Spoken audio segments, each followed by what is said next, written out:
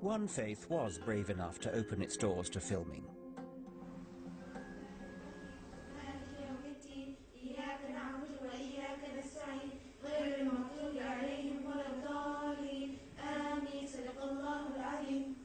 Right, Assalamu alaikum girls. Right, now, we know what we're going to do this lesson. We're going to do some drama. I'm just thinking to myself, how universal is this story? Like back then, everything was according to the family, you got to obey them. This is Madani High School, an all-Muslim secondary school in Leicester, and one of 11 Muslim faith schools now in the state system. I've come to see firsthand how faith and education mix.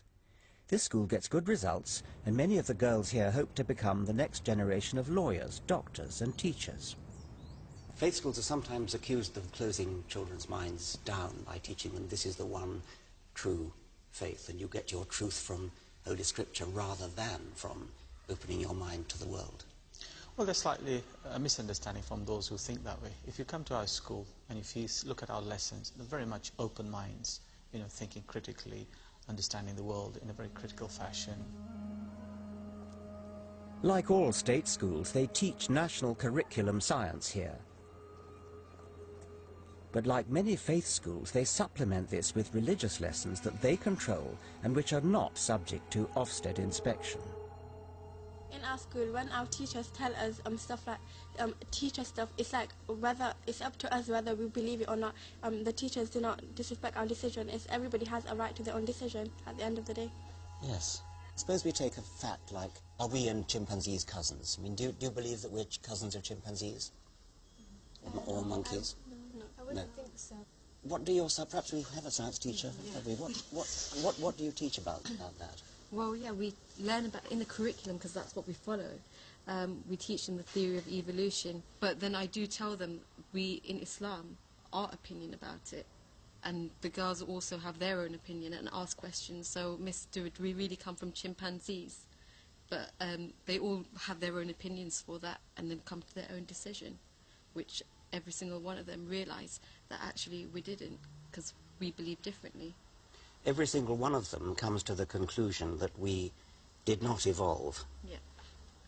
Everybody in your science class, everybody in the school comes to that conclusion. Well, in my class, yes, they did.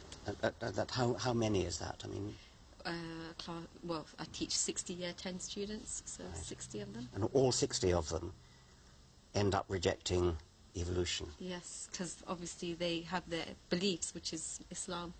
Yeah, about evolution. Evolution is that human evolved from apes and stuff. But if there are still apes here, then how did human evolve from apes? This is the commonest question I ever get. What's the answer of your science teacher to that? But I wanted to point the question to you because I wanted to know your opinion. Well, I'm going to give you the answer, but we've been told that your science teacher teaches the theory of evolution. I'm interested to know. That's exactly what we teach them, that humans evolved from apes. Yeah. And through natural selection, we became humans. But her question is, why are there still apes? Well, I'll tell you why there are still apes. Firstly, we are not just evolved from apes, we are apes. And when animals evolve from other animals, it's not that they supersede them. It's not that we've evolved from chimpanzees. Chimpanzees and we have evolved from a shared ancestor who lived about 6 million years ago and who was neither a human nor a chimpanzee. There's a bigger point at stake here than evolution, of course. What's worrying is that a school that says it wants its pupils to be open-minded is, through its religious training, also guiding them to reject factual evidence at the very core of science and rational thought. Where does that lead? The school's job is to provide all the information. It is up to the individuals to see what they believe and what they don't believe. So I'd like to leave the choices to these young people. Yes, so you think that matters of scientific fact are a matter of personal choice based on traditional faith? Well, none of the reports that I've read says that evolution is a scientific fact. Just as there's a scientific theory which says evolution is there, there's another perspective, from a faith perspective, that says, no, God created all human beings. But I hope you'll see that from our young people, evolution is only one small thing in their lives, and probably an insignificant thing in their lives. It's not a small thing in the life of a science teacher. She will teach children things which are contrary to the entire scientific community.